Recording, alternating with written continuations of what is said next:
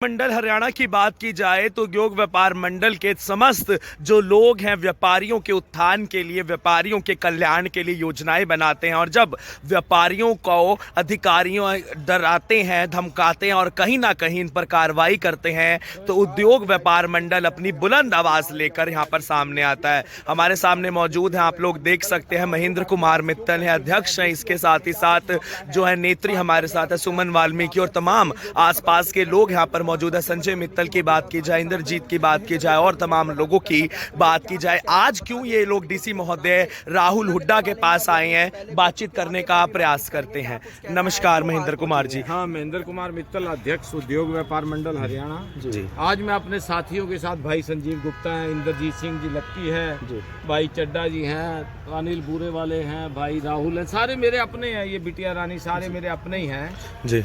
तो आज जो हम आए हैं ना जी, आज व्यापारी त्रस्त है जी। व्यापारी की ये हालत है कि आने वाले वर्षों में व्यापारी शायद भीख मंगा ना बन जाए, कटोरे हाथ में ना आ जाए। व्यापारियों की हालत इतनी खराब है। 150 लाख करोड़ रुपए का, 160 लाख करोड़ रुपए का एक महीने में टैक्स देने के बाद भी, जीएसटी देने के बाद भी आज भी व्यापारी पीड़ित है जी। व्यापारी दुखी है। व्यापारी की कोई सुनवाई नहीं है। व्यापारी क्या, किसी की भी सुनवाई नहीं है हरियाणा सरकार में और भारत में।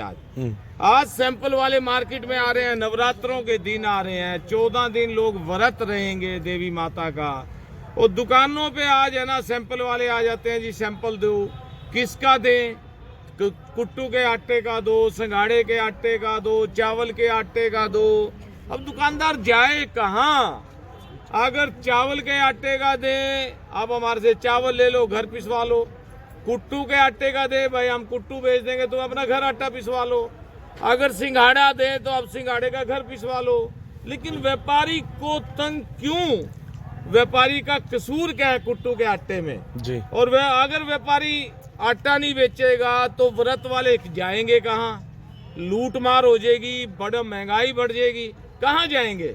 और सैंपल वाले तो आगे एक ही बात कहते हैं, सरकार का ऑर्डर है जी इतने सैंपल लेने हैं। तो क्यों भाई, हम ही रह गए सैंपल देने के लिए? छोटे व्यापारी, बड़े बड़े मॉल पकड़ो, बड़े बड़े इंडस्ट्रीज पकड़ो, बड़े बड़े बनाने वाले पकड़ो, हमें क्यों तंग कर रहे हैं? और 90% जो मेरा व्यापारी है, मैं दिखाना चाहता हूँ, ये मेरे ओम प्रकाश जी बैठे हैं, राम कुमार जी, ये मेरे चड्डा जी बैठे हैं, अनिल जी बैठे हैं, ये मेरे ख्याल 90% व्यापारी हार्ट के पेशेंट हैं जो दवाई खा के जी रहे हैं। और इनकी दुकान पे सैंपल वाला आ जाए, दो का तो पसीना आ जाए।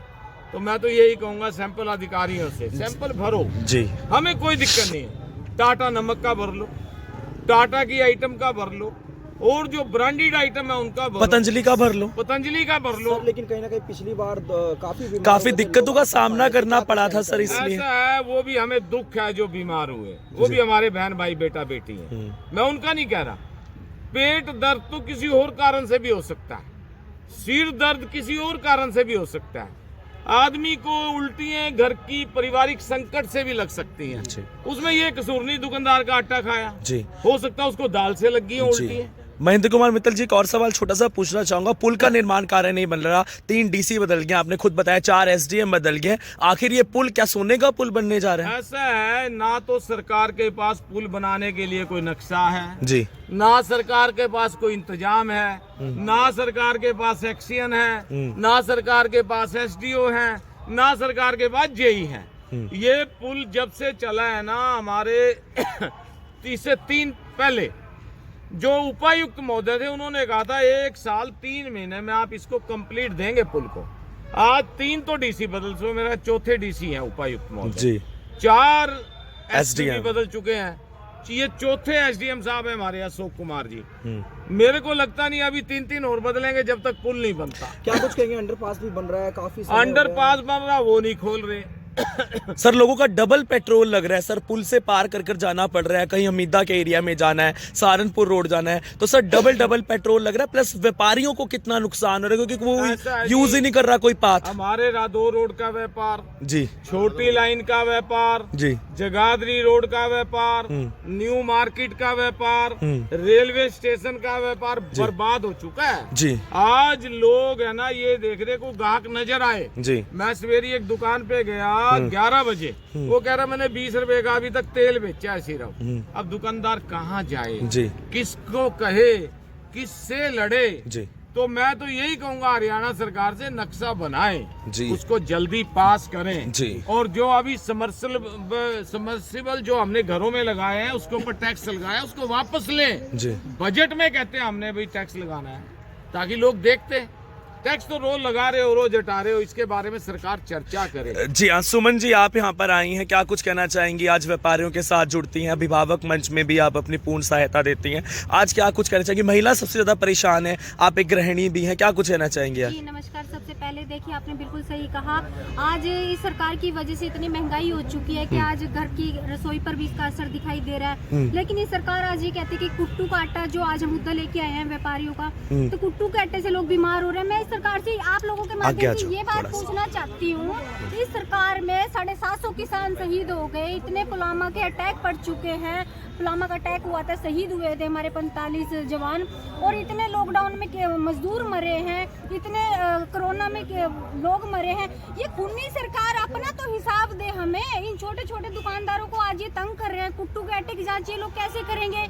इन्होंने कहीं से सामान लिया फैक्ट्री से या किसी कंपनी से, ये दुकान पे बेच रहे हैं, या तो आप पहले कहें भी यहाँ से आप जांच करवाएं पहले आटे की, फिर दुकान पर बेचें। जी, आप इन लोगों को परेशान क्यों कर रहे हैं? जांच करता थोड़ी है। इनकी दुकानों के कितने कर्जे हैं इन लोगों के ऊपर, कभी सरकार ने ये जानने की कोशिश की है? अभी हम एसडीएम साहब के थोड़ा सा नोक नहीं किया हमने दरवाजे को, हम अंदर चले गए, उनको इतना बुरा लगा। अरे भाई तुम हमारे ही सवालों का जवाब, हमारे लिए तो जनता के लिए तो बैठे हो तुम लोग, और जनता के टैक्स से ही सरकार ये तनख्वाह दे रही है। बिल्कुल बिल्कुल। इनका अगर हिसाब मांगे, अगर हम इनकी प्रॉपर्टियों का हिसाब मांगे तो आप खुद देखिएगा इनके पास कोई हिसाब नहीं होगा। गरीब इन व्यापारियों को ये लोग इतना सता रहे हैं। जी सुमन जी, बड़ी जी आप जगाधरी में नेतृत्व करते हैं और तमाम समस्याओं को लेकर जो है आज आप यहाँ पर पधारे। उद्योग व्यापार मंडल के जोनल अध्यक्ष। जी, जोनल अध्यक्ष हैं सर, क्या कुछ कहना चाहिए? पत्रकार साहबान जी। जी, आज हम व्यापारियों की समस्याएं लेकर आए हैं। बहुत ही संवेदनशील मुद्दा है ये, जो सरकार है सीधा व्यापारियों पर अटैक करती है। जी, कुछ ऐसी नीति नहीं बनाती। कुछ दिन पहले, एक महीना पहले कोई नोटिस लगाना चाहिए, कोई ऐसा अखबार में न्यूज़ देनी चाहिए जिससे व्यापारी जो सतर्क हो जाए, या जो भी इनका सिस्टम है।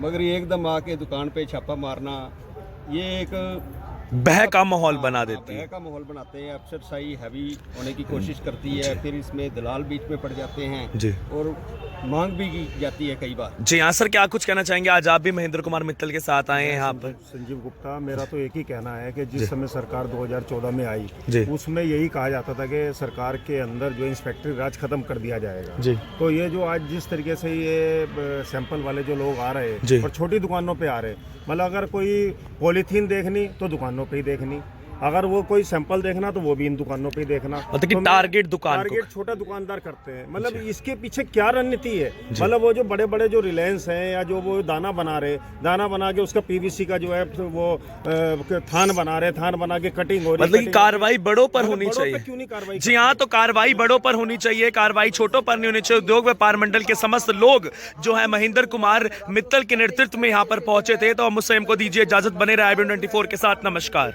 अब यहाँ तक आ ही गए हैं तो हमारे चैनल को सब्सक्राइब जरूर करें और नीचे दिए गए बेल आइकन को जरूर दबाएं ताकि हर खबर सबसे पहले पहुंचे आप तक।